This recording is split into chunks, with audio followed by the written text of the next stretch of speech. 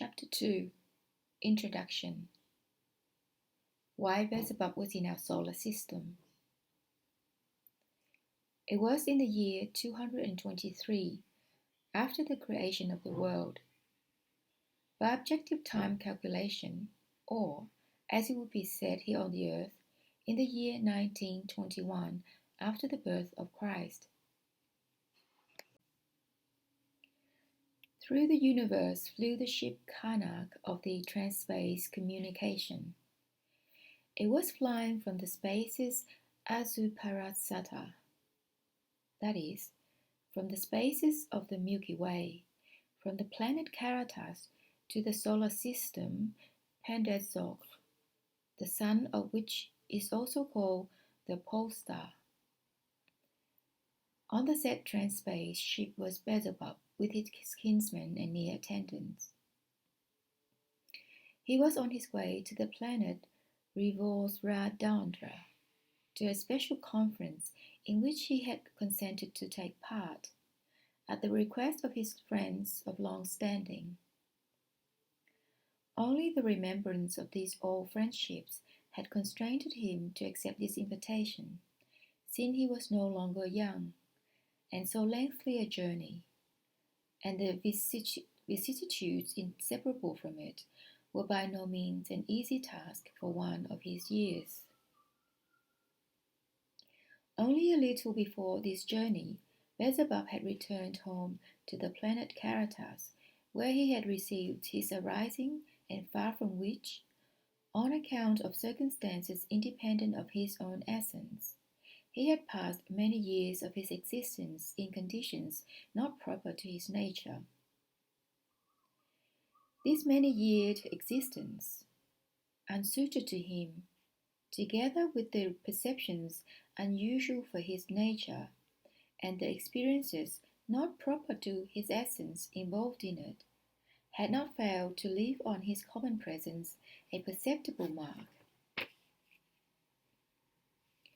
Besides, time itself had by now inevitably aged him, and the said unusual conditions of existence had brought Beelzebub, just that Beelzebub who had had such an exceptionally strong, fiery, and splendid youth, to an also exceptional old age. Long before, while Beelzebub was still existing at home on the planet Karatas, he had been taken, owing to his extraordinarily resourceful intelligence, into service on the Sun Absolute, where our Lord Sovereign Endlessness has the fundamental place of his dwelling. And there Beelzebub, among others like himself, had become an attendant upon his endlessness. It was just then that, owing to the as yet unformed reason due to his youth, and owing to his callow and therefore still impetuous mentation, with unequally flowing association, that is, owing to a mentation based, as is natural to beings who have not yet become definitely responsible, on a limited understanding, Beelzebub once saw in the government of the world something which seemed to him illogical, and having found support among his comrades, beings like himself not yet formed, interfered in what was none of his business. Thanks to the impetuosity and force of Beelzebub's nature, his intervention together with his comrades then soon captured all minds, and the effect was to bring the central kingdom of the megalocosmos almost to the edge of revolution. Having learnt of this, his endlessness, notwithstanding his all-lovingness and all-forgiveness, was constrained to banish Beelzebub with his comrades to one of the remote corners of the universe, namely, to the solar system's orbs, whose inhabitants call it simply the solar system, and to assign as the place of their existence one of the planets of that solar system, namely Mars, with the privilege of existing on other planets also, though only of the same solar system. Among these exiles, besides the said comrades of Beelzebub, were a number of those who merely sympathized with him, and also the attendants and subordinates both of Beelzebub and of his comrades. All, with their households, arrived at this remote place, and there in a short time on the planet Mars a whole colony was formed of three-centered beings from various planets of the central part of our great universe. All this population, extraordinary for the said planet, accommodated itself little by little to its new dwelling place, and many of them even found one or another occupation for shortening the long years of their exile. They found occupations either on this same planet Mars or upon the neighboring planet, namely, on those planets that had been almost entirely neglected on account of their remoteness from the center and the poverty of all their formations. As the years rolled by, many either on their own initiative or in response to needs of general character migrated gradually from the planet Mars to other planets. But Beelzebub himself, together with his dear attendants, remained on the planet Mars, where he organized his existence more or less tolerably. One of his chief occupations was the arranging of an observatory on the planet Mars for the observation both of remote points of the universe and of the conditions of existence of beings on neighboring planets. And this observatory of his, it may here be remarked, afterwards became well known and even famous everywhere in the universe.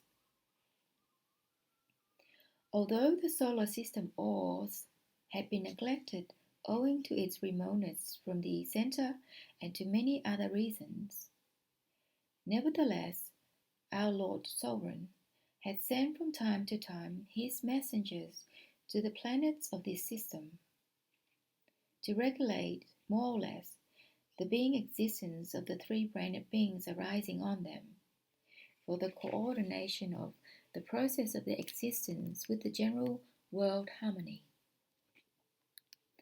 And thus, to a certain extent, to a certain planet of this solar system, namely the planet Earth, there was one sent as such a messenger from our endlessness, a certain Ashiata Shiemash.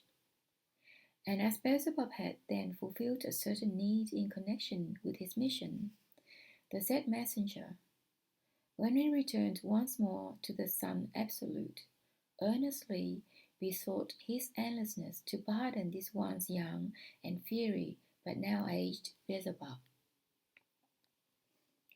In view of this request of Ashiata Shiemash, and also of the modest and cognoscent existence of Beelzebub himself, our Maker-Creator pardoned him and gave him permission to return to the place of his arising. And that is why Beelzebub, after a long absence, happened now to be again in the center of the universe.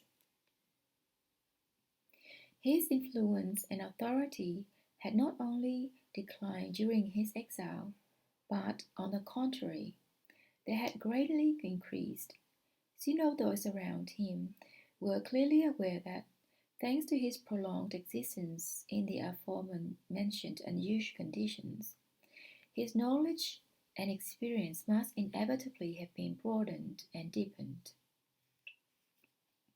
And so, when events of great importance occurred on one of the planets of the solar system, Pandetznokh, Beelzebub's old friends had decided to intrude upon him and to invite him to the conference concerning these events.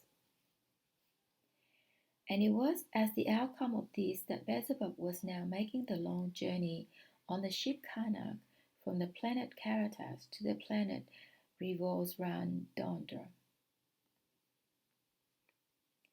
On this big spaceship Karnak, the passengers included the kinsmen and attendants of Beelzebub, and also many beings who served on the ship itself. During the period to which this tale of ours refers, all the passengers were occupied either with their duties or simply with the actualization of what is called active being mentation. Among all the passengers aboard the ship, one very handsome boy was conspicuous. He was always near Beelzebub himself. This was Hassan, the son of Beelzebub's favorite son, Toulouf.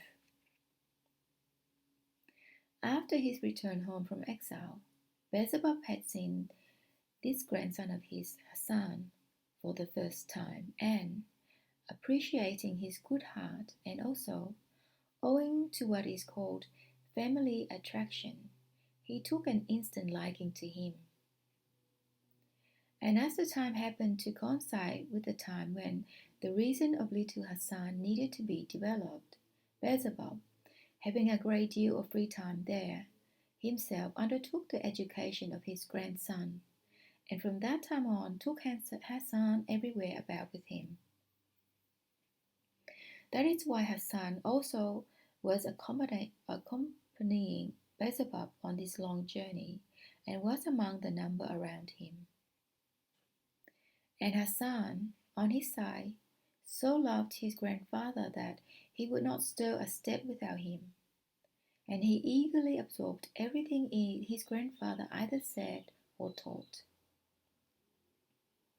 At the time of this narrative, Beelzebub with Hassan and his devoted old servant Ahun, who always accompanied him everywhere, was seated on the highest Kasnik, that is, on the upper deck of the ship Karnak, under the Kalokranonis, somewhat resembling what we should call a large glass bell, and were talking there among themselves while observing the boundless space.